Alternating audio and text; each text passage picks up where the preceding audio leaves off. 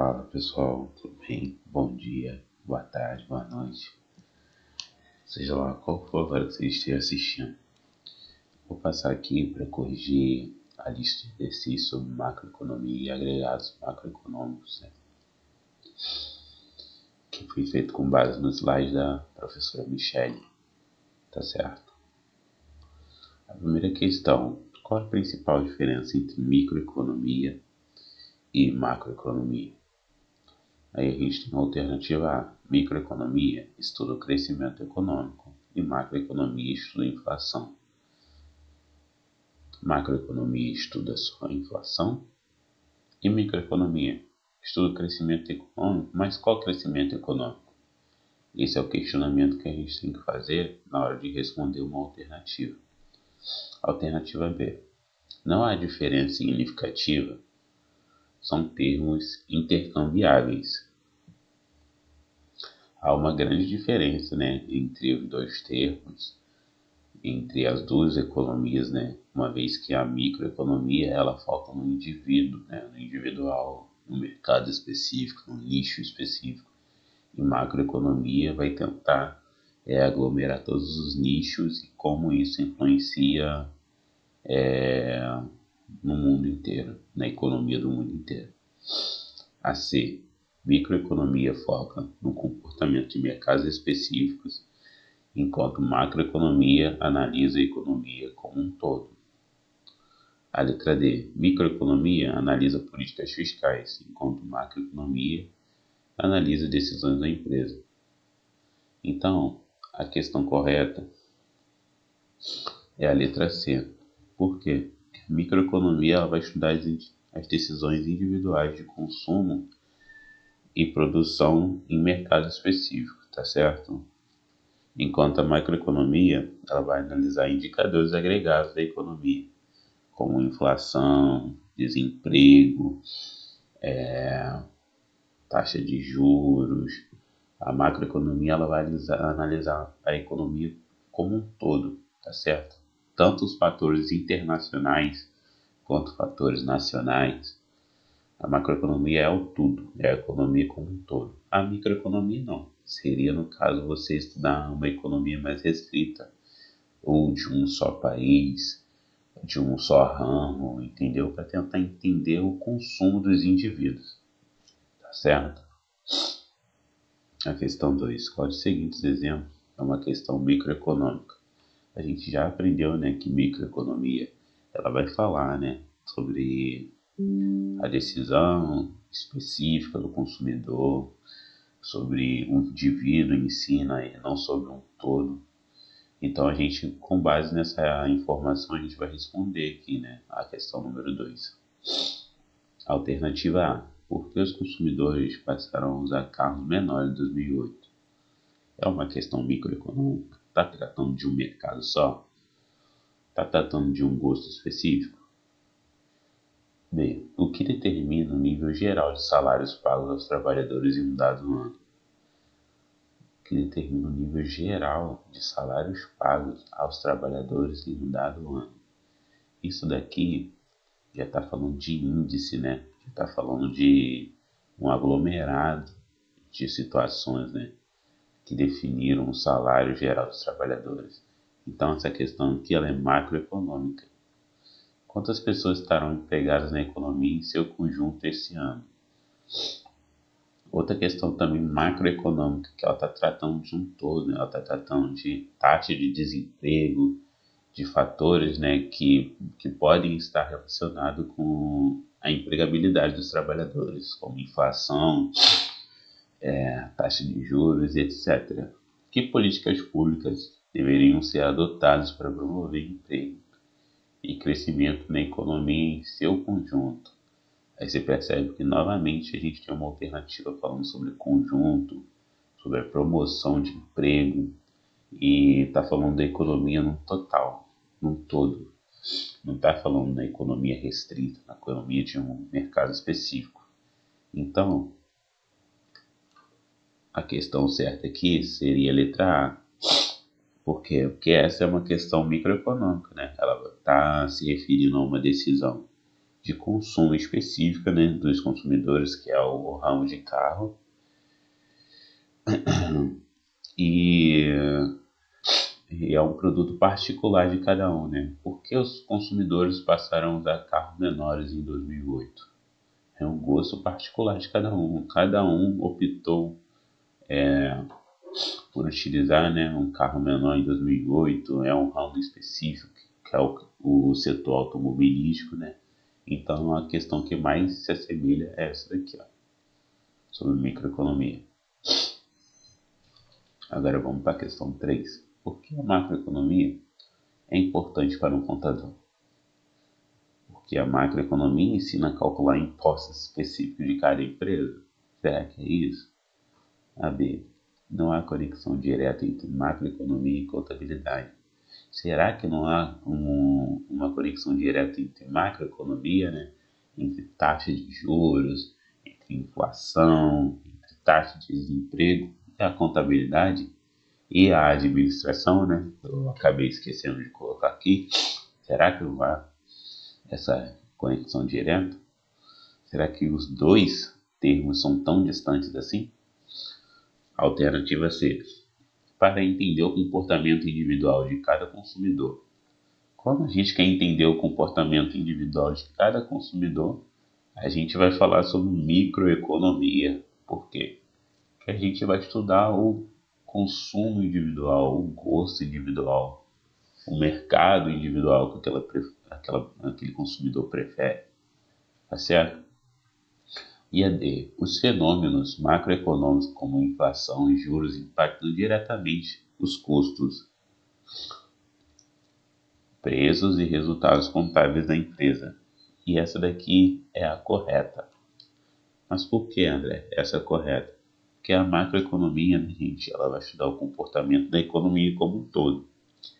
E esses fenômenos afetam diretamente as operações da empresa, tá certo? Por quê?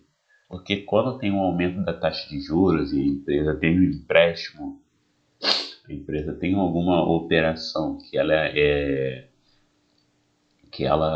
devedora, né, de outras empresas, de terceiros, de fornecedor, quando tem um aumento na taxa de juros, vai ter um aumento da dívida da empresa, né? Então isso impacta no resultado, isso impacta na margem de lucro, isso vai impactar no lucro bruto, isso vai impactar em tudo, tá certo? No lucro líquido e também vai impactar no preço dos produtos, porque se o meu custo aumenta, né? Se eu estou pegando um empréstimo em uma instituição financeira, se eu pego o produto com o fornecedor e meu custo aumenta, eu consequentemente vou repassar esse custo, né? Porque eu não quero perder dinheiro para vender algum produto, porque a intenção de uma empresa é sempre lucrar.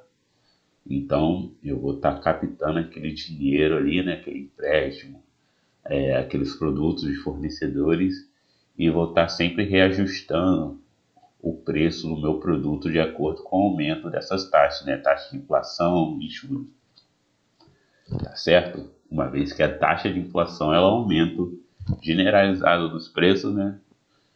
Um aumento médio, e a taxa de juros é um aumento do prêmio que você está investindo, está acreditando numa empresa, tá certo? Os juros, ele é o prêmio do risco. Por exemplo, eu, eu sou uma instituição financeira e eu acredito, né, na empresa de vocês e eu vou lá e empresto 10 mil reais. Só que eu vou emprestar esses 10 mil reais a uma taxa de juros de 10%. Esses 10% vai ser o que eu vou ganhar em cima da operação, né? Vai ser o prêmio que eu vou ganhar em cima da operação. Por quê? Por ter acreditado em vocês, tá certo? Vamos supor, se eu emprestar 10 mil reais, a 10% eu vou ganhar R$ 1.000. Então, R$ 1.000 vai ser o prêmio por eu ter acreditado na empresa de vocês. Isso se a empresa de vocês pagar certinho, tá certo? Agora, para aquela empresa que ela já tem um costume, né, de ser devedora, que ela já deve o mercado financeiro, que ela tem um risco de quebrar, eu vou jogar os juros lá em cima, porque eu vou querer um prêmio maior, né, por estar acreditando naquela empresa. Porque aquela empresa ela tem um risco maior. Então, o juro vai ser sempre o prêmio do risco, tá certo? Acabando dando uma explicação sobre finanças, né, de tabela. Qual o papel das famílias como agentes macroeconômicos? As famílias, elas produzem produtos e serviços? As famílias oferecem trabalhos e utilizam sua renda para consumir bens e serviços ou poupar? A letra C. Administram as contas públicas e a dívida pública federal. Definem a taxa Selic e controlam a inflação. As famílias definem a taxa Selic e controlam a inflação, gente? Não, né? Isso quem define é o Copom, aí depois junto com o Banco Central, tá certo? Que é uma medida para tentar controlar a inflação, né? Para tentar desestimular o consumo. Quando você tem uma taxa de juros alta, as pessoas tendem a não pegar empréstimo, né? Porque o empréstimo fica mais caro. E se elas não pegam empréstimo, se elas não usam crédito, elas consequentemente tendem a poupar os seus recursos. E poupando os seus recursos, elas não vão estimular o consumo ali no mercado, não vão estar comprando tanto. Se elas não vão estar comprando tanto, os preços não vão aumentar, tá certo? Porque não está tendo uma inflação ali de demanda, né? As pessoas não estão demandando tanto daqueles produtos. Então os preços vão cair lá no chão, porque não vai ter tanta procura, tá certo? Vai ter tanta demanda. Então, a questão que mais se assemelha aqui sobre qual é o papel das famílias como agentes macroeconômicos é a letra B. Oferecem trabalho e utilizam sua renda para consumir bens e serviços ou poupar. Por quê? Porque as famílias, né, elas são os proprietários dos fatores de produção.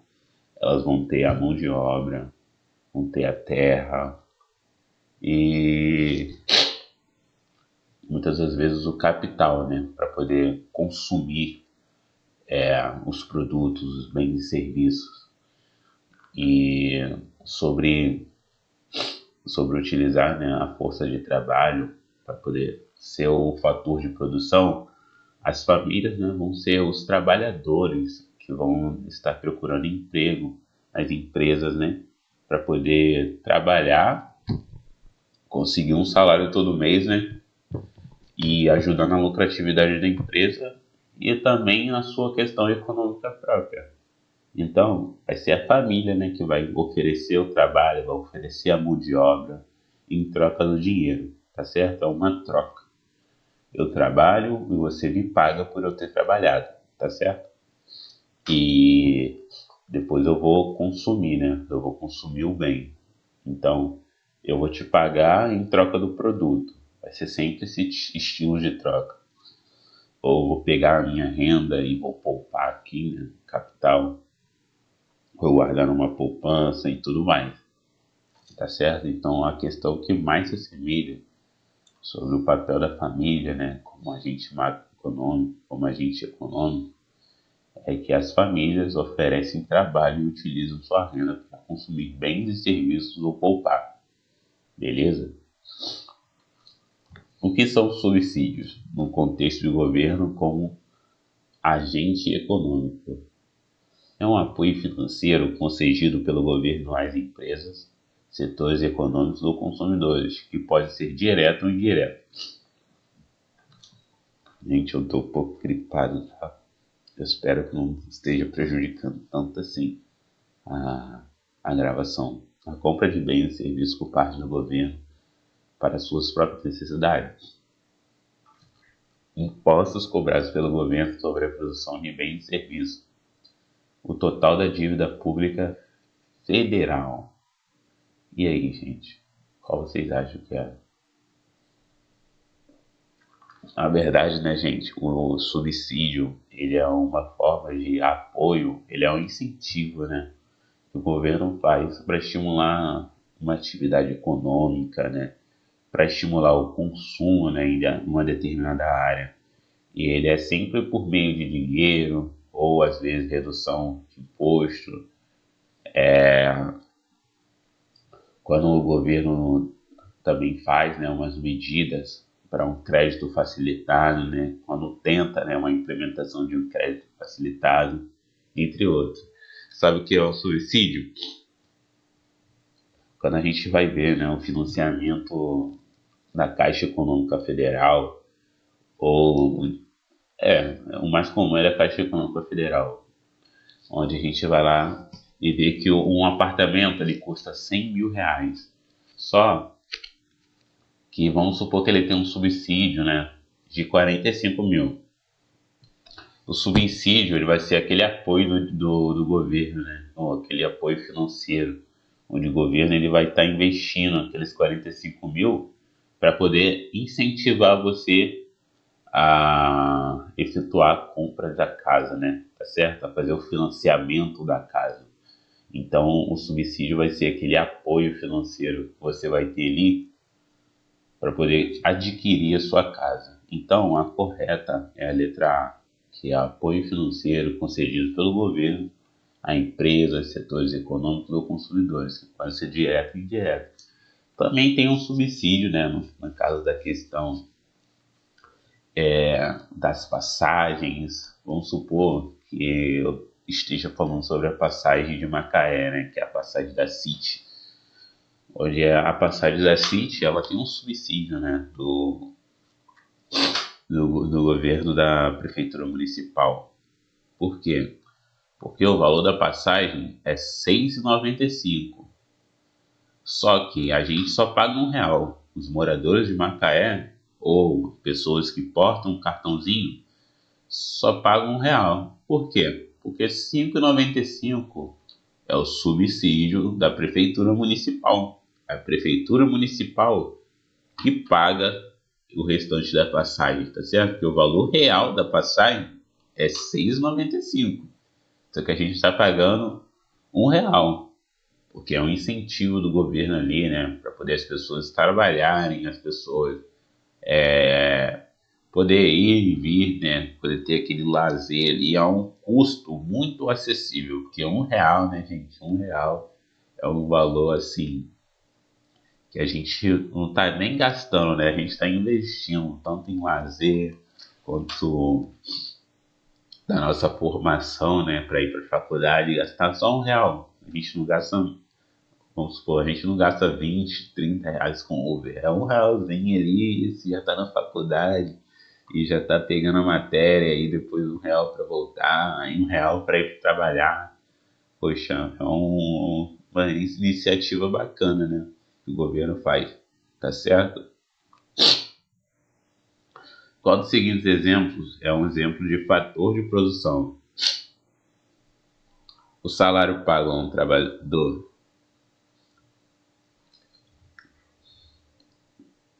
É essa? O lucro obtido por uma empresa. Máquinas e ferramentas utilizadas em uma fábrica. Os produtos finais vendidos aos consumidores. E aí, qual vocês marcariam? Essa daqui, a questão correta é a letra C. Por quê? Porque máquinas, né, e ferramentas utilizadas em uma fábrica são exemplos de capital, né? São bens de uma pessoa que são utilizados ali, né, para poder arrendar, para poder ganhar mais dinheiro. Vamos supor que eu sou um cortador de grama, né? Eu tenho uma máquina de cortar grama e uma empresa está precisando desse serviço. Logo, a empresa ela vai requerer, né, aquela minha máquina de grama, aquele cortador de grama, para poder efetuar o serviço na empresa dela, né? E tá parando a grama, tá deixando tudo bonitinho e, consequentemente, eu ganhar um dinheirinho, beleza? Bora para a próxima. O que o fluxo real representa no modelo de fluxo circular da economia? Fluxo real, né? A gente vai falar sobre aquele fluxo que tem as setinhas aqui, que vai falar tanto da troca de bens e serviços pela renda, quanto também pelo fluxo monetário, né? Então, essa questão aqui, ó, vai estar em específica no slide da professora Michele, tá certo? É bom vocês estudarem por lá. Mas aí agora a gente vai ler as alternativas. O fluxo real representa no modelo de fluxo circular da economia o quê? Ele vai representar a circulação do dinheiro na economia. Isso aí seria fluxo monetário. A circulação de bens, serviços e fatores de produção, trabalho, terra e capital. Isso aí, tá, hein? Até agora é essa.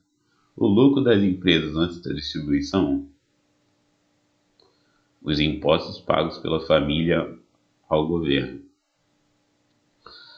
E a questão certa, né, é a letra B, que é a circulação de bens, serviços e fatores de produção, como trabalho, terra e capital, que vai descrever, né, o momento dos bens e serviços da empresa para as famílias, tá certo?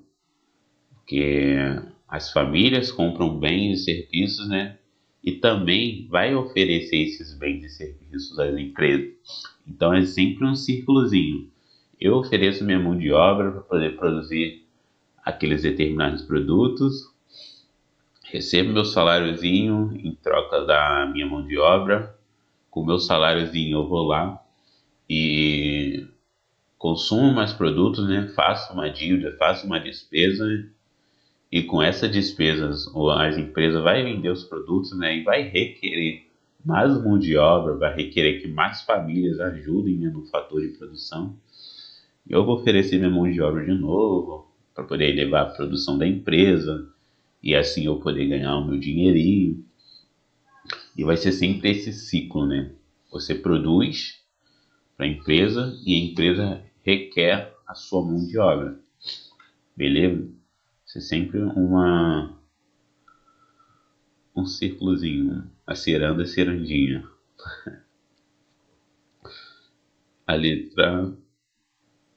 A questão 8, perdão, não é letra não. Qual a remuneração associada ao fator de produção terra? E aí? É lucro, juros, salário ou aluguel? E a questão certa aqui é a letra D. Porque quando você se aluga, né, uma propriedade, um recurso natural que você tenha, uma cachoeira, um resort, a remuneração, né, que você vai ter sobre estar alugando aquela propriedade, aquele imóvel, aquela casa ali, vai ser o aluguel. Por quê? Porque se eu tenho uma casa, tô lá de boa lá com a minha casa, aí depois eu compro outra casa. Aí não tem como eu usar duas casas ao mesmo tempo, né? Aí eu falo assim, pô, se não tem como eu usar duas casas ao mesmo tempo, porque eu não sou duas pessoas, eu vou ficar só em uma e para outra não ficar parada, eu vou alugar.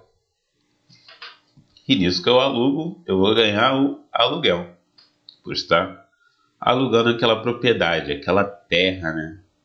Aquele recurso natural. Então, seria uma cachoeira também, né? Que eu posso alugar e tudo mais. Então, aquela remuneração vai ser chamada de aluguel. Qual a remuneração associada ao fator de produção? Deixa eu ver se eu faço essa pegadinha com vocês. Ao fator de produção, trabalho. Aí, no caso, seria salário. Por quê? Porque eu estou trabalhando, eu estou trocando minha mão de obra, né? E todo mundo que trabalha recebe salário. Show? Agora, qual a remuneração associada ao fator de produção capital? Capital, ele é um dinheiro que é seu, né?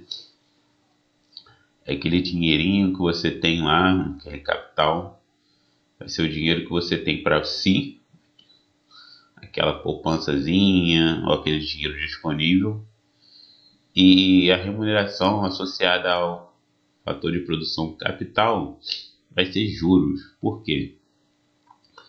Porque quando você tem o capital, né, quando você tem o dinheiro para investir, o dinheiro para aplicar numa poupança, você sempre vai ganhar os juros em cima, né, daquele dinheiro. Porque o dinheiro ele tem valor no tempo, gente. Não seria interessante, né, você estar emprestando o seu dinheiro para uma instituição financeira, você está colocando seu dinheiro para outras pessoas, né, disponíveis, você sendo jurista, né, sendo agiota, sem ganhar nada em cima. Por quê? Porque você estaria perdendo dinheiro, né, no tempo. E vamos supor que você tem R$ 100 hoje e a taxa de inflação está 5%. Aí você empresta o dinheiro para o seu amigo, para ele pagar em 2 vezes, tá certo? Aí o seu amigo vai pagar 50 hoje, aí quando ele for pagar 50 mês que vem, a taxa de inflação já tinha subido para 10%. Então, você teve a desvalorização ali do seu dinheiro. Por quê? Porque ele ficou emprestado com seu amigo e ele te pagou os R$ 100 limpinho, sem juros. E a inflação subiu. E se a inflação subiu, há um aumento, né, no preço dos produtos. Então, o que você comprava antes, né, no primeiro mês, você já não compra no segundo, com dinheiro, beleza? Então, é sempre interessante a gente manter os juros, né, em cima do capital. Eu estou explicando várias questões, várias coisas aí em cima de uma questão, para vocês frisarem bem o conteúdo, beleza? Poxa, mas essa parte de investimento, de finanças, assim, pô, me amarro. Não vou dizer que eu sou esperto no assunto, né? Porque quem sabe de tudo não sabe de nada. Mas eu gosto muito. Show? O que é produto interno bruto? O famoso PIB. Mede. Ele vai medir o aumento generalizado dos preços ao longo do tempo. Isso aí é conceito de inflação. O custo do dinheiro no tempo, conceito de juros. O valor total dos bens e serviços finais tem que se atentar a isso, produzidos dentro de um país em um determinado período. Essa é a questão certa. Por quê? Porque vai contar somente o valor total de bens e serviços finais produzidos dentro de um país em um determinado período. E o PIB ele é um agregado macroeconômico que serve para avaliar a atividade econômica, né, dos países, o valor de tudo o que foi produzido. Então vamos supor, se eu estou lá com a minha fábrica automotiva, né, se eu estou lá com a minha, vamos supor, minha Ford, tem essa marca, né? Ford, ou Ferrari, né? Vamos falar de Ferrari, vamos falar de luxo aqui, vamos falar de dinheiro. Se eu estou lá com a minha fábrica da Ferrari, né, e ao longo da minha escala produtiva, vai ter lá a produção, né, de peças metálicas, a produção de porta, a produção da carcaça do carro. Isso tudo não vai ser somado, por quê? Porque isso são bens intermediários produzidos, né? A porta ela não é o produto final produzido de um carro. Por quê? Nesse contexto, por quê? Porque o carro, né, ele é o produto final, é o produto finalizado para chegar ao consumidor. O intermediário seria, né, no caso, os produtos, os componentes para formar aquele carro. Então, só vai ser somado, né, o valor produzido do carro, o valor do carro total, tá certo? Já incluindo o valor da porta, já incluindo o valor do pneu, beleza? E não por parte. Então vai ser somado o valor do carro todo, o valor do carro cheio. Show? Para evitar, né, uma dupla contagem. É assim que é medido o PIB. Como a inflação impacta a contabilidade de uma empresa? Reduz o poder de compra do dinheiro e exige ajuste nas demonstrações financeiras? Não tem relação com a contabilidade, apenas com o poder de compra do consumidor. Perdão, gente. Aumenta diretamente o número de empregos disponíveis. Estimula o consumo, mas não afeta os custos. Nossa, essa letra D está muito errada. Porque a inflação, né? O aumento generalizado dos preços, ele afeta muito o custo de uma empresa, né? Porque se está tendo um aumento constante, como é que eu não vou repassar, né, esse aumento das coisas para o custo que está me custando na minha empresa? Eu vou estar perdendo dinheiro. Vamos supor que eu tenho uma padaria e o preço da farinha de trigo era R$ 5. Só que agora o preço da farinha de trigo tá R$ 10. E vamos supor que eu usasse só farinha de trigo e leite para poder produzir um pão. Então, a minha farinha de trigo estava R$ 5 no início, e vamos supor que o leite ele estivesse R$ 4. Então, no total, no início, né, no mês 1, eu gastava R$ 9 para poder produzir um pão, que era a junção de farinha de trigo mais o leite. Então, 5 mais 4 é igual a 9. Já no segundo momento, teve um aumento, né, generalizado da farinha de trigo. E a farinha de trigo passou de R$ 5 para R$ 10. E vamos supor que o leite ele reajustou mais R$ 2. Ele foi para R$ 6, né, no caso. Antes eu gastava R$ 9 para produzir um pão. Hoje, a minha farinha de trigo indo para 10, né? E o meu leite indo para 6, eu gasto R$ 16 para produzir um pão. Então, é uma diferença aí de R$ 7 que eu gasto a mais para produzir um pão, ou me custa para produzir um pão. Então, a inflação, né, o aumento generalizado dos preços, o aumento médio, né, ele vai influenciar sim nos custos. Então, essa questão aqui, essa letra D, ela tá muito errada, tá, gente? Reduz o poder de compra do dinheiro e exige ajuste nas demonstrações financeiras. Essa seria mais correta.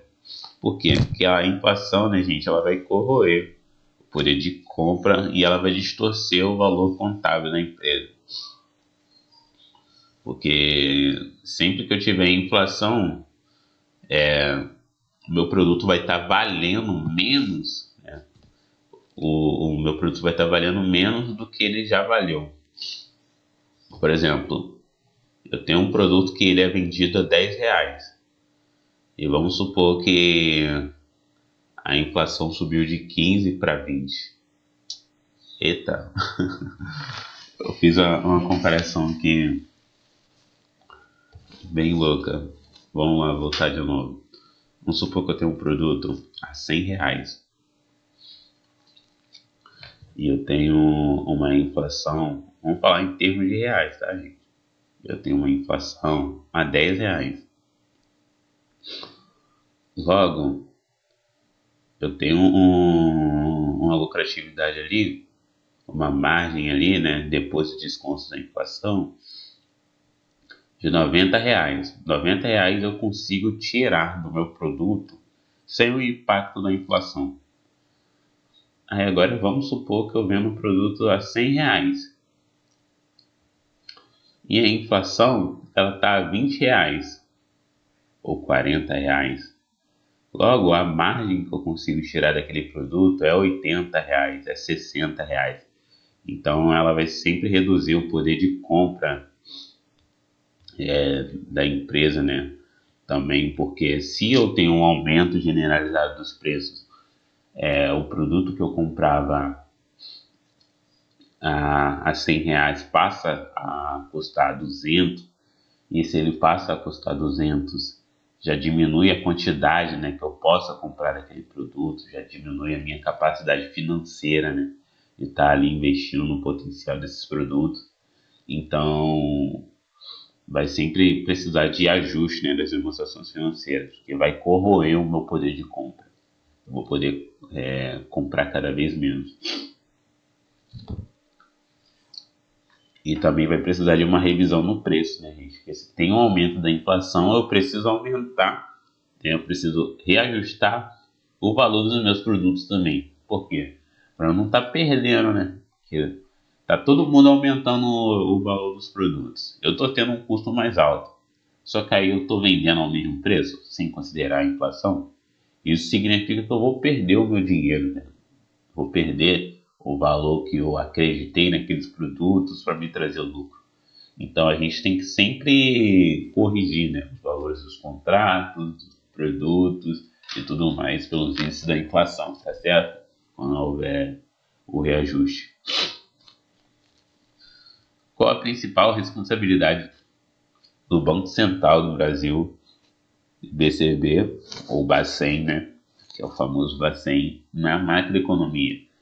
Formular e executar política fiscal, arrecadação de impostos e controle de gastos públicos, definir a taxa Selic, controlar a inflação e regular o sistema financeiro, calcular o PIB, a inflação, o PCA e o desemprego, gerenciar contas públicas e a dívida pública nacional.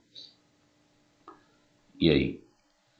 O papel, né, do Banco Central é definir a taxa Selic, controlar a inflação e regular o sistema financeiro, né? Que ela é a principal instituição responsável pela política monetária, que ela vai buscar sempre a estabilidade da moeda, principalmente através do controle da inflação e da taxa de juros, porque quando a taxa de juros está aumentando, é porque está havendo ali um aumento da inflação também, né, gente? Então a taxa de juros é como se fosse o calção para poder reduzir a taxa de inflação. É como se, vamos supor assim, eu tenho um produto e ele vai de 10 para 20 reais e depois ele vai para 30. Aí eu vou lá e coloco a taxa de juros a 10%. Vamos supor, ó, mexer com porcentagem, mexer com essas questões de taxa de juros, assim, exemplos assim, pode ficar um pouco confuso, mas vamos lá, ver se vocês vão entender. E está tendo um aumento dos produtos, está tendo um aumento dos preços, porque as pessoas estão demandando muito, né? Está tendo uma inflação de demanda, né? As pessoas estão procurando cada vez mais. Aí, e o valor do empréstimo, né? Vamos supor que o empréstimo está baratinho, que o empréstimo esteja a 1%. Então, se você pegar 100 reais emprestado, você vai pagar 101 reais, tá certo? Então, vamos supor que o Banco Central decida, né, aumentar a taxa de juros de acordo com a taxa de inflação, que está em alta. As pessoas, elas vão passar a consumir menos. Por quê? Porque quando o meu empréstimo estava a 1%, né, da taxa Selic, da taxa de juros, estava vantajoso eu pegar empréstimo. Por quê? Eu pagava R$ 1 só de juros. Então, eu sempre pegava aquele empréstimo ali e consumia produtos, consumia os meus bens, né? Serviço de advocacia, serviço de consultoria contábil, de consultoria administrativa. E eu estava sempre ali naquele mercado fervoroso, comprando e tomando empréstimo, e pagando empréstimo, e comprando e pagando empréstimo, e comprando produto, pegando empréstimo e comprando produto. Aí vamos supor que o Banco Central, né, faz a reunião, né, o comitê, e eles se reúnem, né, para discutir sobre o consumo das pessoas que estão desempregadas. Eles falam assim, pô, eles estão consumindo muito, tomando muito empréstimo, está ficando muito barato e estão injetando cada vez mais dinheiro na economia e estão consumindo, e está tendo um aumento generalizado dos preços e os produtos estão ficando inviáveis, né, para consumo para outras pessoas, porque está ficando muito caro. Então vamos aumentar a taxa Selic, né, com base nesses indicadores. Aumentar a taxa de juros, né?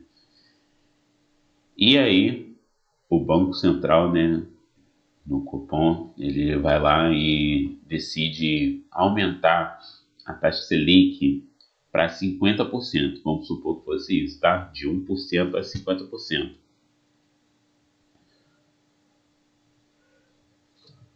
Antes você pegava um empréstimo de R$ 100 e pagava R$ 101, porque a taxa de juros ela é 1%.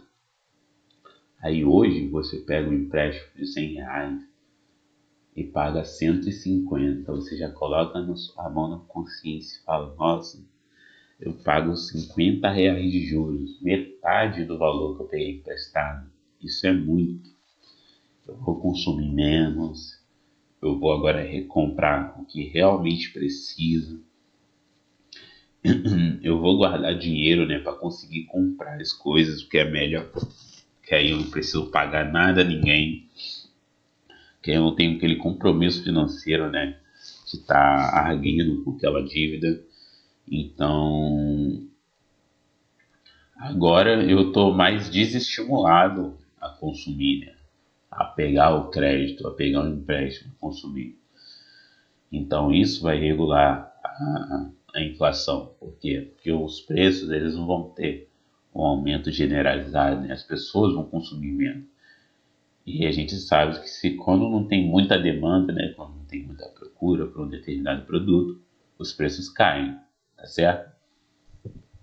Isso é um fator que a gente viu lá no início da matéria. Então, vai acabar controlando a inflação, que é o aumento generalizado dos preços. Beleza? Eu estava me embolando no início da explicação, mas espero que essa aqui tenha sido a mais satisfatória. Beleza, gente? Se restar dúvidas, vocês podem me perguntar. Mas é basicamente isso. Antes de você pegar um empréstimo a uma taxa de 1%, né, em cima de R$ 100 e pagava R$ 101. Aí o cupom Bacen vai lá, tem aquela reuniãozinha, né, aquele comitê, e você passa a pagar R$ 150. Aí você passa a consumir menos, né, você passa a requerer menos, né, empréstimos, e você vai passar a injetar menos dinheiro na economia, a consumir bens e serviços. E isso vai controlar a inflação, porque os preços, né, eles não vão inflar, vão subir, beleza? Eles vão passar a cair.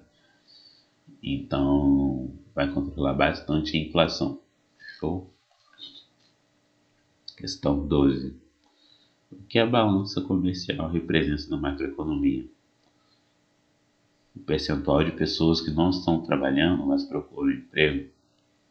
A soma de todos os investimentos realizados por uma empresa em um ano. O total de dinheiro em circulação na economia. O saldo entre as exportações, venda por fora e importações. Compra do exterior de um país. E aí, o que a balança comercial representa na macroeconomia?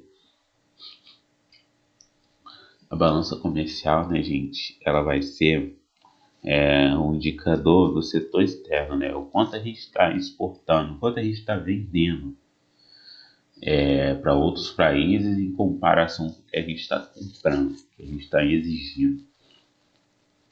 Então vai ser sempre o que eu vendo comparado ao que eu compro. Será que eu estou comprando muito ou será que eu estou vendendo muito? Para um país é importante, né, que ele mantenha ali mais vendas para fora, tá certo? Que aí vai estar retendo mais capital de terceiros aqui dentro do país e isso vai aumentar, né, o valor da moeda. Tô até falando um pouco sobre política monetária. Porque quando a gente tem dólares, né, a gente tem moedas estrangeiras em nosso país, a nossa moeda ela fica mais forte, beleza? Então, o interessante seria sempre manter o saldo de exportações, né, vinda para fora mais alto e importações um pouquinho mais baixo. Então, a balança comercial representa justamente isso, né, o comércio exterior de um país. Eu acho que seria esse o melhor termo, né, o comércio exterior e interior de um país, tá certo? E o que eu estou vendendo para fora em comparação com o que eu estou comprando aqui dentro do meu país. Eu estou trazendo para cá, para dentro do meu país.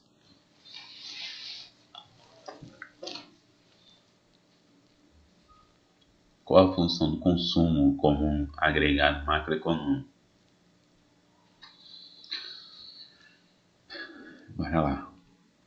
É calcular o nível de desemprego da economia? É essa? Definir políticas de impostos e gastos públicos? É uma das variáveis com maior impacto sobre o PIB, sendo fundamental para a receita das empresas e geração de emprego. Gerenciar as contas públicas e a dívida pública federal. E aí? Qual seria a resposta certa aqui?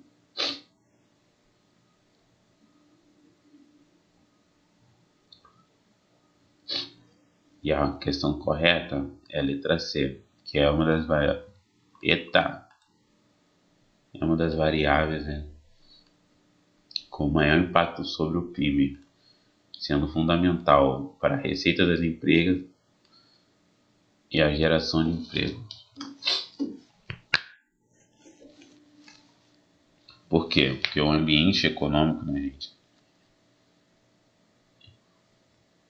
O consumo, ele vai representar a demanda por bens e serviços na economia. Porque sem o consumo, as empresas não geram receita. E também não vai haver, né, a necessidade de contratar mão de obra. Então, essa é a questão certa aqui. Show. Porque o administrador precisa entender macroeconomia? Porque o ambiente macroeconômico define o cenário externo onde a empresa opera, impactando o custo, demanda e estratégia para gerenciar a contabilidade de cada cliente individualmente. Está errado. Não há necessidade. Está errado também, né? É só por causa desse começo aqui. Pois as decisões administrativas são internas à empresa. Para se tornar um especialista em um comércio internacional. A resposta certa é essa aqui, ó, porque o ambiente econômico, macroeconômico define o cenário externo, onde a empresa opera, impactando custos, demandas e estratégias. Porque fatores como inflação, né, gente, juros, a taxa de câmbio, o crescimento econômico, vai afetar diretamente no poder de compra dos clientes, né, no custo de você estar financiando as operações da sua empresa, né, de você estar requerendo aquele capital de giro, né, em bancos, em cooperativas de crédito, para poder estar investindo na sua empresa. Então, a questão que está mais certa é essa aqui, porque o ambiente econômico, macroeconômico define o cenário externo onde a empresa opera, impactando custos, demanda e estratégia. Inflação, juros, tudo isso vai impactar, né, no custo, na demanda e na estratégia da empresa. Porque quando está tendo um aumento dessas coisas, né, quando está tendo um aumento desses indicadores, os administradores, os contadores, os donos das empresas, né, eles ficam loucos. Então eles têm que sempre estar revendo as estratégias ali, né, revendo as demonstrações financeiras, revendo os contratos, os futuros, né, contratos também, né, se tiver alguma cláusula que não pode alterar o antigo, para poder estar ali, né, se resguardando daquela perda financeira que ele pode ter. Qual dos seguintes é um exemplo de questão macroeconômica? O que determina a escolha entre transportes sobre trilhos e rodoviário? Eu deveria fazer uma faculdade de administração de empresas ou acertar um emprego já? O que determina o custo para uma universidade ou faculdade de oferecer um novo curso? O que determina o comércio total de bens, serviços e ativos financeiros entre os Estados Unidos e o resto do mundo? E a questão certa é a letra D, né, gente? Porque está estudando sobre a economia total, né? Que determina o comércio total de bens, serviços e ativos financeiros entre os Estados Unidos e o resto do mundo. Está tratando do comércio dos Estados Unidos, né, em uma escala global entre outros países. Então vai ser sempre macroeconomia. Show? Porque tá tratando de uma questão do total. No fluxo circular da economia, qual a principal função das empresas? Oferecer mão de obra e consumir bens e serviços? Deixa eu ver se está gravando. Tá, né? Meu Deus, imagina só tá falando aqui e não tá gravando. Oferecer mão de obra e consumir bens e serviços. Produzir produtos e serviços contratando trabalho e utilizando insumos e capital. Administrar a política monetária do país. As empresas administram a política monetária do país, gente. Fiscalizar as contas públicas. Quem fiscaliza as contas públicas, hein? E a resposta certa aqui seria a letra B, né? Produzir produtos e serviços contratando trabalho, né? E utilizando esse insumo e capital, né? Porque as empresas, né, elas vão estar sendo um intermediário na economia, né? Ela vai contribuir bastante na economia. Por quê? Porque a empresa ela vai contratar mão de obra. E também ela vai consumir, né? Ela vai comprar os insumos para sua produção. Então ela vai requerer também dos fornecedores aquele potencial, né? Aquela fé no seu negócio, aquele ato de acreditar nos fornecedores. E depois, porque se for uma empresa muito grande, né, a empresa pode requerer também um capital, né, que seria em forma de ações, né, seria em forma de você estar aportando o seu capital na empresa, né, e também requerendo até espaços físicos, né, como aluguéis, que quando tem uma empresa, ela vai querer alugar um imóvel, ela vai querer contratar pessoas e vai querer fornecedores de coisas, tá certo? Para produzir bens e serviços, produtos e serviços, né, no caso da questão. Deixa eu ver aqui.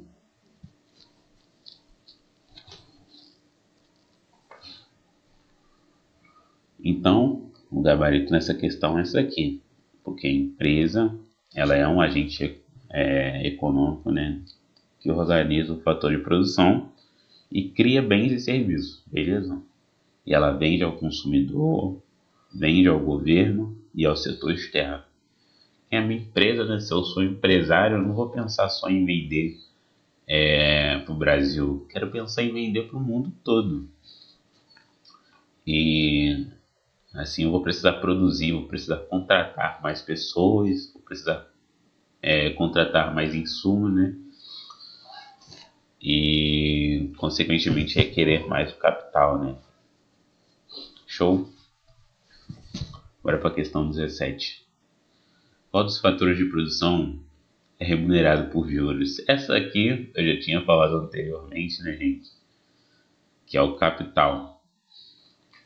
Que vai ser o fato de você estar acreditando, né? Aquele seu valor, aquele seu dinheiro disponível, né? Em uma empresa. Aí vamos supor que você vai emprestar. Você é uma instituição financeira. Vamos supor que você é o Itaú, ou Sicredi, ou Sicoob. Você vai emprestar R$ 1.000 para uma empresa. Só que aí você sabe que aquela empresa paga direitinho e você não quer perder o seu valor, né? O valor do dinheiro no tempo, né? Você quer sempre ganhar dinheiro em tudo que você fizer, né? Em cima de tudo que você fizer. Então vamos supor que você pegue aqueles R$ 1.000 e empreste a uma taxa de juros de 10%. Eu gosto de tratar com porcentagem assim menor para ficar tranquilo. Aqueles 10% ele vai ser o prêmio, né, para você estar investindo na empresa. Ser o prêmio do risco, né? Como a empresa ela paga todo mundo, ela é de boa, o dono é meu camarada, né? O dono é meu amigo. Eu vou emprestar uma taxa de juros simbólica. Você, como uma instituição financeira, não teria esse pensamento, né, gente? Mas vamos supor que funcionasse assim. Eu vou emprestar com uma taxa simbólica. Então, eu vou emprestar a 10%. Logo, deixa eu ver aqui se eu desenho isso. Tô com medo de vocês não conseguirem frisar isso. Vamos supor que é 10.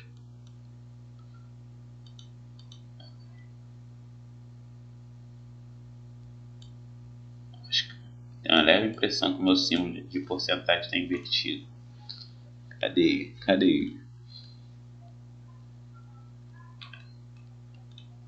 Paga mais fácil assim. O menino aprendendo a mexer no Adobe. Vamos supor que você pegue 10%, né?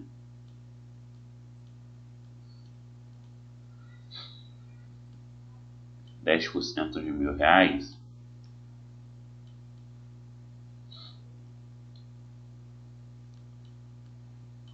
De R$ 1.000 vai ser igual a R$ 100. Então R$ 100, gente, vai ser o prêmio que você vai ser remunerado, né, como instituição financeira por estar acreditando naquela empresa, né? Vai ser o prêmio que você vai receber em cima, né? Porque R$ 1.000 é o dinheiro que já era seu, é o dinheiro que está disponível ali para você, né? É o seu dinheirinho. E juros vai ser o prêmio que você vai receber em cima de estar acreditando, entendeu? Então a gente pode até colocar aqui juros.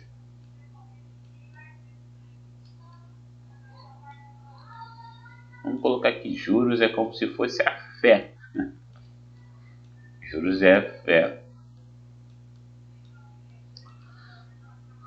Entendeu? Vamos colocar assim, que juros é como se fosse acreditar, né? Como se fosse a fé em cima das empresas, né? Em cima de pessoas, como se você estivesse acreditando que aquela pessoa vai te pagar os R$ 1.000. Então você empresta para ela uma taxa de 10% e vai receber esses juros aí em cima do capital, né, de R$ 100. Então você vai receber 1.100, né? Que R$ 1.000 já era seu, mais 100 dos juros, beleza? Então juros é a fé. Vamos ver se vocês vão gravar assim. No modelo de fluxo circular, o que o fluxo monetário representa? A circulação de dinheiro, incluindo pagamentos por bens e serviços e a remuneração dos fatores de produção, a oferta de trabalho pelas famílias, as relações econômicas com outros países, a produção de bens e serviços pelas empresas. E a questão certa seria a letra A, que é o fluxo monetário, né, gente? Ele vai descrever o caminho do dinheiro, onde as famílias elas vão receber o salário, né, e vão pagar por bens e serviços. E as empresas pagam pela utilização, né, do fator de produção. Elas vão pagar pela utilização da mão de obra das famílias, né, e vão receber pela venda dos produtos às famílias, entendeu? Ou ao governo, tanto faz.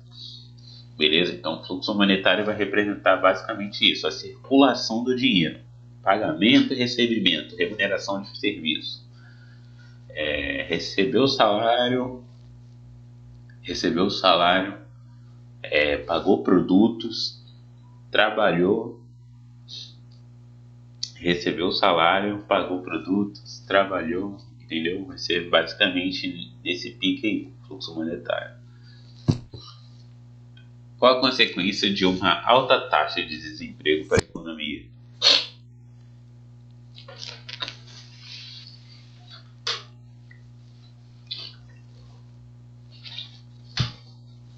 O aumento na produção total de bens e serviços, diminuição das taxas de juros para estimular o investimento, o aumento generalizado dos preços, menor consumo, menor arrecadação tributária impactando o governo e empresa.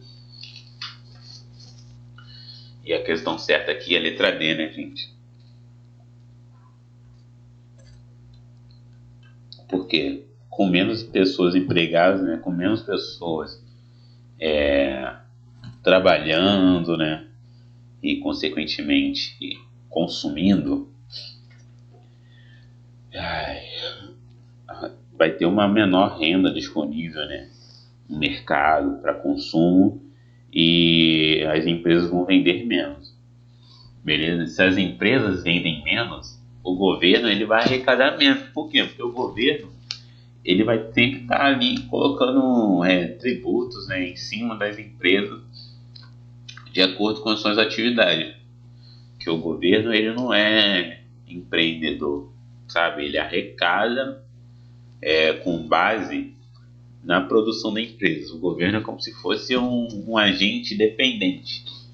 Eu não sei se seria correto, né, atribuir esse termo, mas na minha visão o governo ele é dependente, né? A sua arrecadação é dependente da produção das pessoas, da produção das empresas, beleza? Então vai ser um menor consumo, né, e menor arrecadação tributária, impactando o governo e empresa, que seria relacionado à alta taxa de desemprego. Porque se tem menos pessoas trabalhando, como é que elas vão consumir, né, gente? Como é que elas vão comprar? Se você não trabalha, como é que você vai comprar algum bem ou serviço? Aí tem gente que vai falar, pega o empréstimo, joga no tigrinho. Só que a probabilidade disso dar certo é quase nula. E também quando não dá certo, né, você passa a consumir mais, né? Porque você tem uma renda ali. Só que a gente está falando do contexto geral da economia, né? Então vai ser uma alta taxa de desemprego, ninguém trabalhando e ninguém recebendo dinheiro de nenhuma outra fonte, né? Então as pessoas vão consumir menos, entendeu? As pessoas vão consumir só o necessário, porque elas não vão ter dinheiro, né, gente, para comprar essas coisas. E se as pessoas vão consumir só o necessário, as empresas não vão ter muito lucro, e se a empresa não tem muito lucro, não tem arrecadação tributária. Então o governo não arrecada muito e as empresas não lucram muito. Então é importante que todo mundo esteja empregado numa economia, né? Ou quase todo mundo, ou que a taxa de desemprego ela chegue perto do natural, né? Ela não fique tão alta. Por quê? Porque se todo mundo está empregado, né, é bom para as empresas e é bom para o governo. Então, quando vocês verem publicação lá falando, taxa de desemprego, né, tá aumentando, faz arminha, faz o L, você tem que sempre pensar em como isso vai te afetar, como contribuinte, como consumidor, como brasileiro, beleza? Então você, antes de tomar um lado, um partido, é interessante, né, você se situar um pouco sobre os fatores, né, macroeconômicos, sobre a economia no total e saber o quanto isso te afeta, tá bem? Porque se o governo, né, ele está arrecadando menos, ele não vai fazer investimentos, né, não vai fazer os gastos públicos em educação, ele vai reduzir os orçamentos, né, para as faculdades federais, tudo mais, e isso tudo vai impactar na gente, como contribuinte, como morador, né, do Brasil. Beleza? Constituição brasileira é responsável pela política fiscal. Pela política fiscal, né, gente? Constituição, que é responsável pela arrecadação de tributos e tudo mais. Qual que vocês marcariam? E controle de gastos públicos. A resposta correta aqui é Ministério da Fazenda, beleza? Não sei se vocês ficam vendo, né, no Facebook, Twitter, Instagram, mas é o Ministério da Fazenda que é responsável, né, por essa política fiscal de arrecadação e execução, né, de impostos e também do controle de gastos públicos. Então, atualmente, se eu não me engano, o ministro da Fazenda ele é o Haddad, né? Estou falando de contextos econômicos, tá, gente? Não estou tomando partido. Eu nem tenho um lado político assim, né? Eu gosto de questionar ambos os lados e, de acordo com o lado, investir em um que é melhor para mim, né? Que é melhor para todo mundo, que é melhor para o Brasil, beleza? Com base nos conhecimentos que eu tenho e que eu ainda vou buscar. Então, se vocês verem lá no Instagram, no Twitter, no Facebook, às vezes as pessoas ficam falando sobre o Haddad, né? Que ele está aumentando, né, a arrecadação através do aumento, né, dos tributos, altamente da imposição, né, de tarifas e tudo mais. E ele é o ministro da Fazenda. Então, quem faz essa parte vai ser o Ministério da Fazenda, né? Vai ser o ministro da Fazenda, que vai fazer parte da formulação e da execução de uma política fiscal, né, do governo, de arrecadação, né? Quanto o governo vai arrecadar, vai fiscalizar ali em cima da sua empresa. Show? Então, quem vai ser responsável pela política fiscal vai ser o Ministério da Fazenda.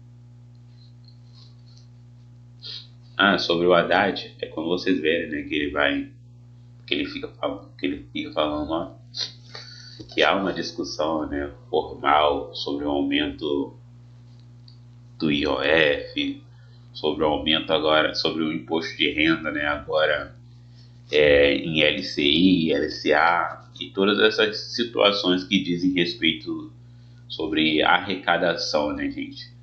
Então, ele é um ministro da Fazenda e sempre que vocês verem alguma coisa em relação à arrecadação fiscal, né, do governo, vai estar relacionado ao Ministério da Fazenda, beleza?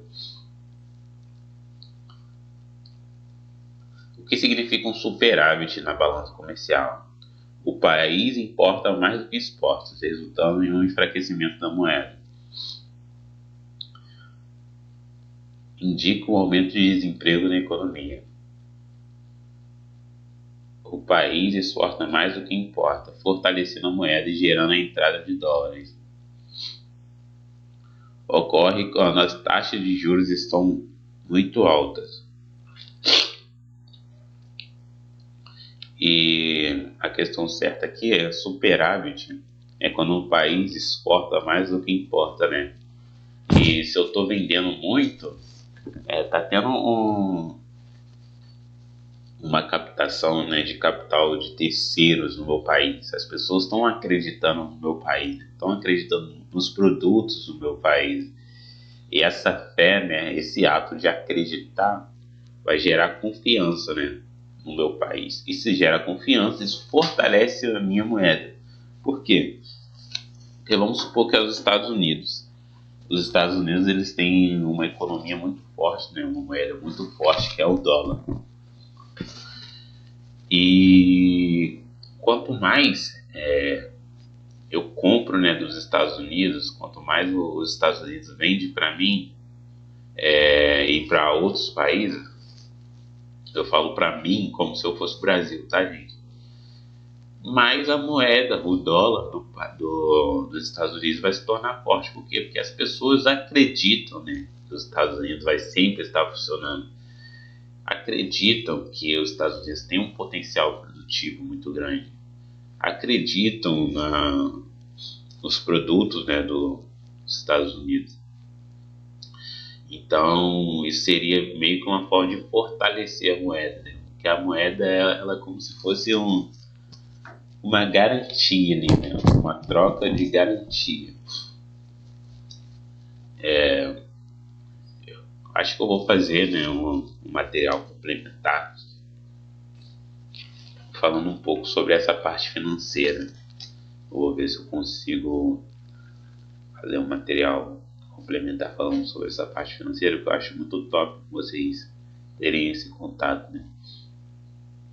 Mas a moeda em si seria fortalecida pela entrada de capital de terceiros, porque quanto mais pessoas estão aportando no dinheiro do país, eu vou criar uma reserva, né, de dólares, criar uma reserva de moedas de peso, né, argentino, de peso, aí, né, e isso vai gerar um fortalecimento da minha, porque as pessoas estão acreditando no meu país, eu estou sempre vendendo, né, eu estou sempre exportando para outros países, isso está chamando o capital de outros países querem investir, além dos Estados Unidos, então vai sim fortalecer a minha moeda, beleza? Quanto mais eu exportar, mais as pessoas vão acreditar. Agora, se eu importo muito, isso significa que eu sou um país meio dependente, né, da economia de outros países, né? É claro que a gente não vai ter tudo no Brasil, né? Não vai ter produtos necessários para suprir toda a capacidade aqui do Brasil. Só que quando um país importa muito, o país ele não é tão independente, né? O país ele não tem aquela capacidade ali tecnológica de se desenvolver. Então, um país que importa muito, ele acaba ficando um pouco mal visto, né? Um pouco não, ele é mal visto, né? Porque é totalmente dependente. Porque vamos supor que eu importo muito dos Estados Unidos, porque ele tem um preço muito bom. Eu compro, né, dos Estados Unidos porque ele tem um preço muito bom. Aí vamos supor que os Estados Unidos quebrem e todos os outros países têm preços muito altos. Isso vai gerar um problema financeiro enorme no meu país, né? Porque eu acabei ficando dependente, né? Aqueles preços baixos nos Estados Unidos e eu não busquei me aprimorar, né, tecnologicamente, a dar incentivo, né, para as pessoas produzirem, para as pessoas se educarem. E meu país ele não tem uma capacidade produtiva muito boa para estar exportando, né? Então vai acabar ficando descompensada essa balança comercial, beleza? Isso é meio que um déficit. Seria o déficit, né? Qual o papel do setor externo como agente econômico? E aí? Representa relações econômicas com outros países, incluindo importações e exportações, administrar a dívida pública de outros países, produzir todos os bens e serviços consumidos internamente. Nossa, estou com muita vontade de espirrar, gente. Controlar a inflação interna do país. E a resposta correta seria essa daqui, ó, a letra A, que seria o setor externo, né, gente? Ele vai englobar todas as transações econômicas entre o Brasil e o resto do mundo, e vai englobar também o comércio, né, o investimento. Então, vai representar, né, sempre a relação econômica de um país com outros países, incluindo a importação e exportação, beleza?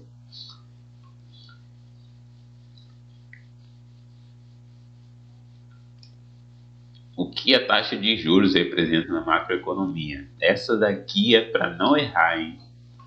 Essa daqui é para você não zerar a prova. Beleza?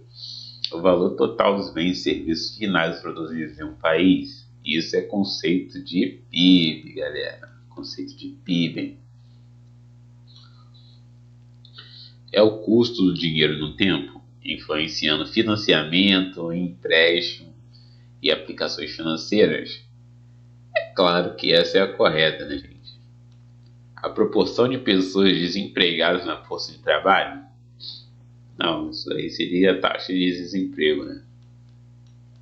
Taxa de desemprego.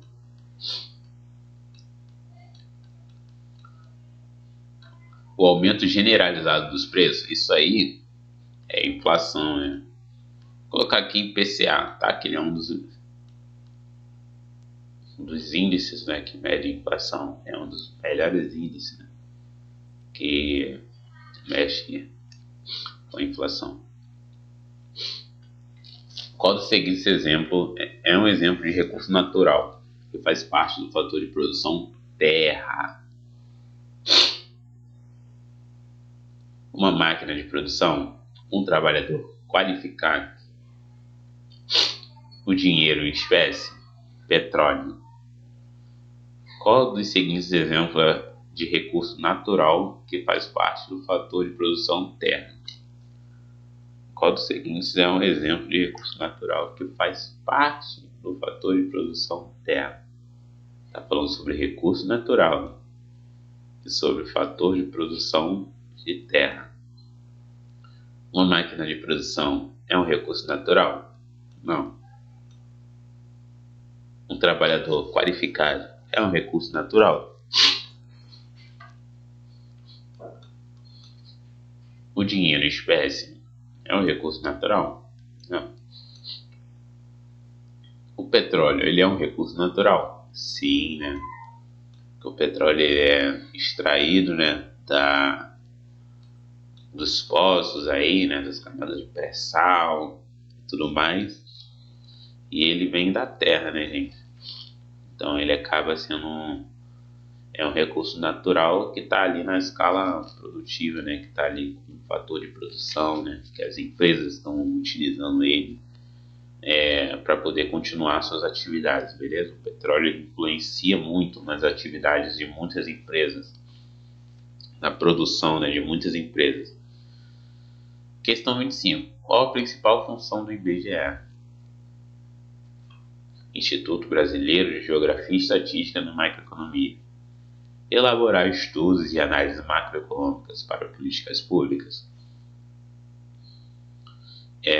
Oferecer crédito para empresas e projetos estratégicos de desenvolvimento.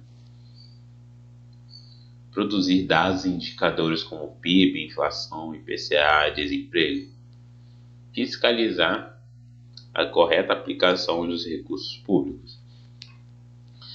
E a correta aqui, né, gente, sobre o IBGE é que o IBGE ele produz dados, né, indicadores econômicos como PIB, inflação, desemprego, com base nas informações, né, com base nas pesquisas de mercado e pesquisas com os consumidores, né, eles pegam um amontoado de consumidor e vai fazendo pesquisa sobre capacidade financeira, sobre a renda e tudo mais, e através dessas pesquisas eles vão criando os indicadores, entendeu? Eles fazem estimativas econômicas com esses dados, beleza? Que ele é uma principal fonte de estatística, né, gente? Informação geográfica. Show?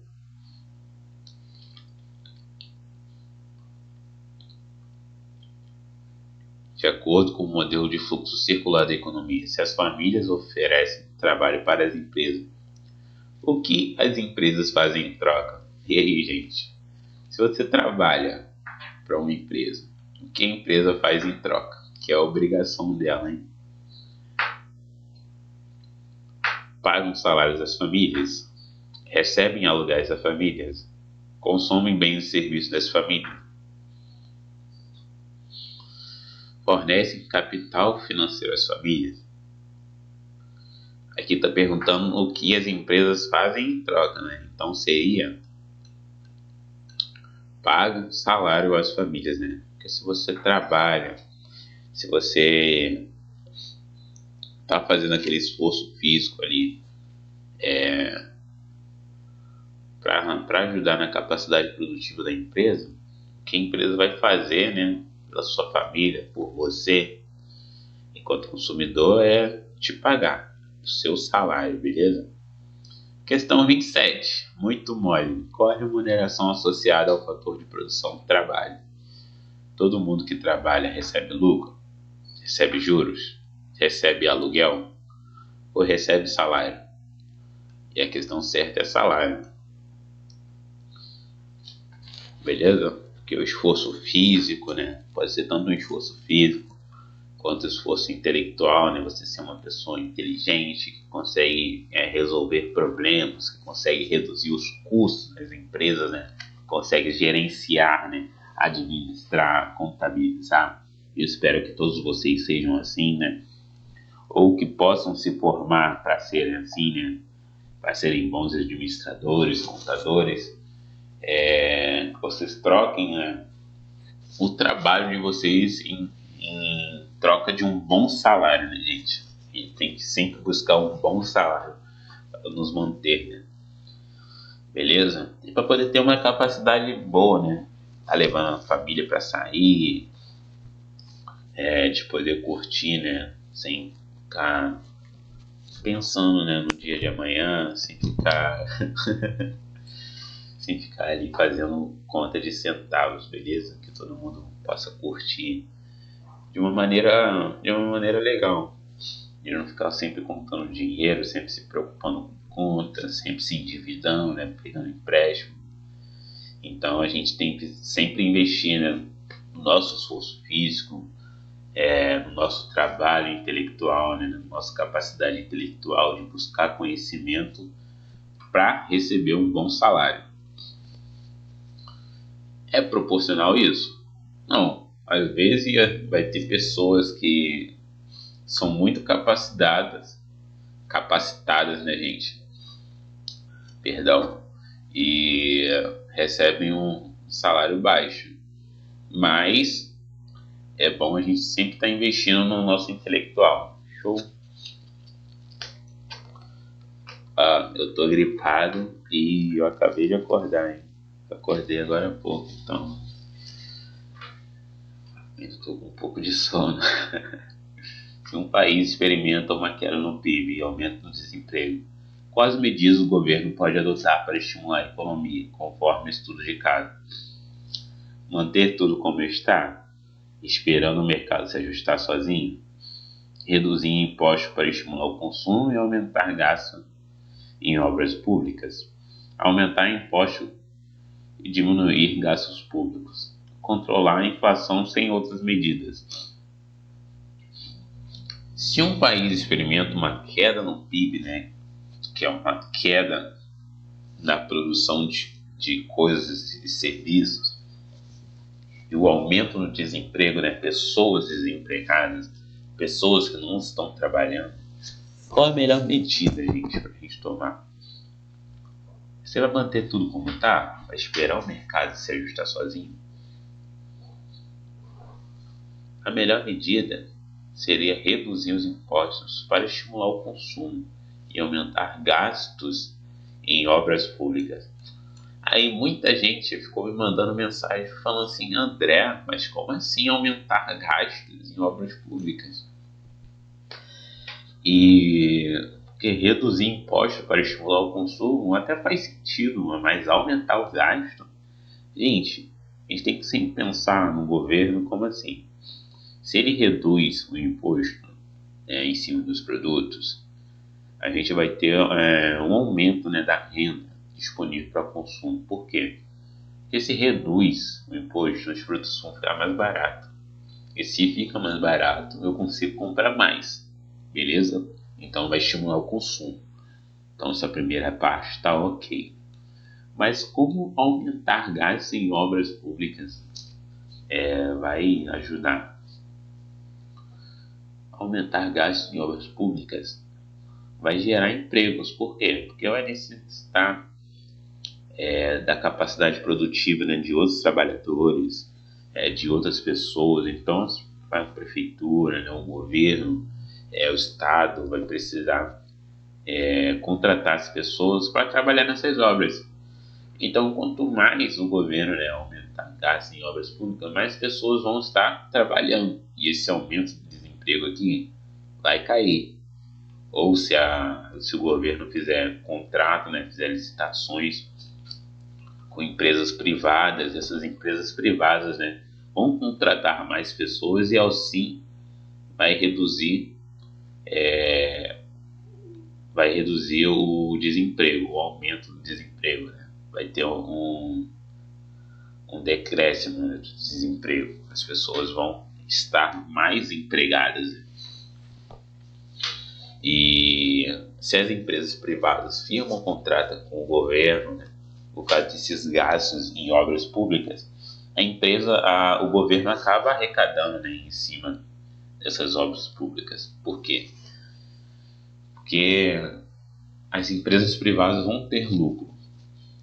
Elas estão lá na demonstração do resultado do exercício, né, um balanço e tudo mais, contas a pagar, contas a receber, e aí no final do ano elas têm aquela lucratividade, eles têm aquele lucro em cima das atividades, né, das obras públicas que elas foram contratadas.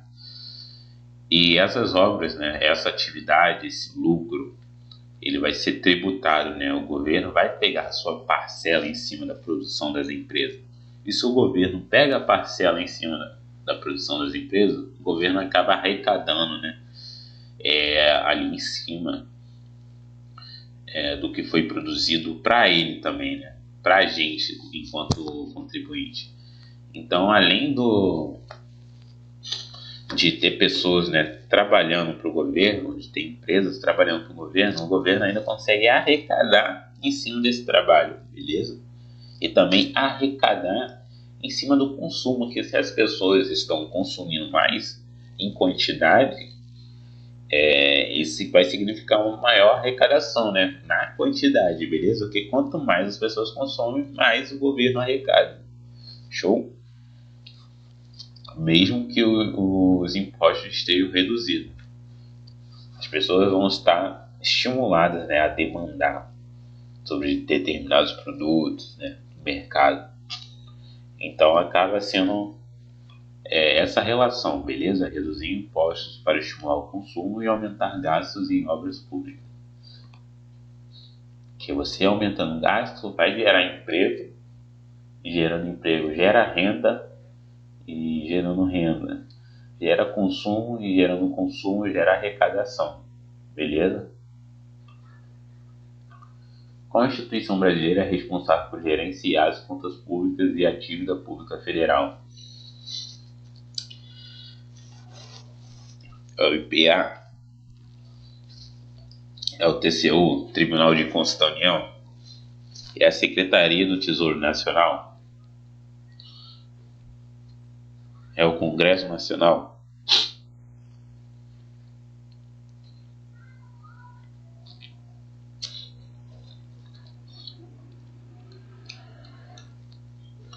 E a questão correta é a Secretaria do Tesouro Nacional. Por quê?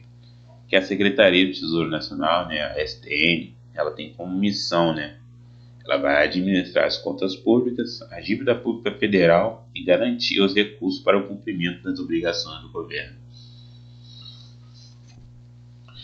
Porque a Secretaria do Tesouro Nacional, né, eu não sei se vocês sabem, mas o Tesouro Nacional, né, o título nacional, ele é basicamente assim: o governo quer fazer uma obra, o governo quer financiar alguma obra pública. Nisso, o governo vai emitir, né, os títulos federais, o Tesouro Nacional. E esse tesouro que o governo vai emitir é como se fosse uma captação de recursos, beleza? Vamos supor que o governo emite um título, né, do Tesouro Direto, se eu não me engano, o Tesouro Direto para captar recursos. E esse título, ele custa, vamos supor que ele custa R$100. O governo quisesse R$100 para financiar suas obras. Aí você, como contribuinte, você como empresa, você como instituição financeira, fica analisando, né, aquela proposta que o governo tem para poder financiar a sua obra pública. Nossa, estou sentindo muito frio. Aí o governo emite um título no valor de R$ 100 e promete pagar você uma taxa de juros, né, de 10%. Aí os 10% vai ser o prêmio que você vai ganhar por acreditar no governo, beleza? O governo ele está captando recurso, né? Ele está pegando dinheiro emprestado com você, né? Ele está emitindo títulos, né, de tesouro direto, e com aqueles títulos ele está captando recurso com você, e esse recurso ele vai investir nas obras. Aí, com base na arrecadação de outras coisas, com base nas atividades do governo, com base em construções, o governo vai te pagar. Mas quanto que ele vai te pagar? Ele vai te pagar R$ 100? Não. Por quê? Porque o dinheiro tem valor no tempo. O dinheiro custa valor no tempo. Então, o governo ele sabe que não é interessante para ninguém, né, emprestar dinheiro para o governo sem taxa nenhuma. Então o governo ele vai emitir esse título de R$ 100 com uma taxa de 10%, ou de 20%, ou de 50%. Ele vai falar assim, se vocês acreditarem, né, nas minhas atividades, eu te pago 10%. Eu te dou, né, os 10%, que é o prêmio. É o prêmio que você vai ganhar por ter acreditado na operação do governo, por ter acreditado que o governo tem capacidade de te pagar de volta, entendeu? Por ter colocado a fé. Acho que vai ficar muito interessante isso, ter colocado a fé no governo, beleza? Então, seria basicamente isso. Você aplica, né, o seu dinheiro no governo, você compra o título, tesouro direto no governo, a um preço de R$ 100, e quando o governo fizer uso do seu dinheiro, né, e fizer lá a obra e tudo certinho, ele te paga 110. Por quê? Porque é 10% em cima da operação, beleza? 10% vai ser a taxa de juros, 10% vai ser o valor que você vai receber em troca de ter acreditado no governo. Vai ser o prêmio do risco. Show? Então seria basicamente isso. Então, dívida pública federal seria, no caso, isso. Esse ato do governo emitir títulos públicos para poder captar recursos. Show? É quando o governo emite esses títulos, né, nacionais para poder pegar recursos, para poder investidores, né, aplicarem o recurso. E, consequentemente, o governo tem uma dívida. Porque se o governo pega R$ 100 com as pessoas, o governo tem que pagar 110, que é o dinheiro que as pessoas acreditaram, mais o prêmio. Então acaba sendo uma dívida do governo, uma dívida pública federal que o governo tem com os investidores. Beleza? Então é Secretaria do Tesouro Nacional. O que não se confunde com dinheiro, mas sim com meios físicos e tecnológicos de produção, o conceito de capital como fator de produção. Nossa, estou cansado, hein? Eu coloquei 30 questões e me arrependi. Máquinas e equipamento, lucros, aluguéis, salário. O que não se confunde com dinheiro. Lucro pode se confundir com dinheiro, gente. Porque lucro basicamente você ganhar um dinheiro em cima das suas operações, né? Você ganhar um dinheiro depois de deduzir, né, algumas de suas despesas, algumas de suas obrigações fiscais, beleza? Então o lucro é basicamente isso, é você colocar um preço e deduzir do seu custo. Então lucro é você ganhar dinheiro, né? Então se confunde sim com dinheiro. Então lucro não é. Aluguel quando você aluga algo, alguma casa, tem essa operação, você ganha dinheiro em cima dela, né, gente? Então se confunde também. E salário? Salário é o pagamento, né, pelo esforço físico, pelo trabalho intelectual que você vai fazer para uma determinada empresa ou organização, e se confunde sim com dinheiro. Então também não é. E a resposta correta aqui seria máquinas e equipamentos. Por quê? Porque máquinas e equipamentos não se confundem com dinheiro, mas sim com meios físicos e tecnológicos de produção, no conceito capital. Beleza? Que através da máquina e do equipamento eu vou ganhar um dinheiro em cima. A mão de obra, né, utilizada com aquilo ali. Show? Beleza? Dúvidas, choros, risadas?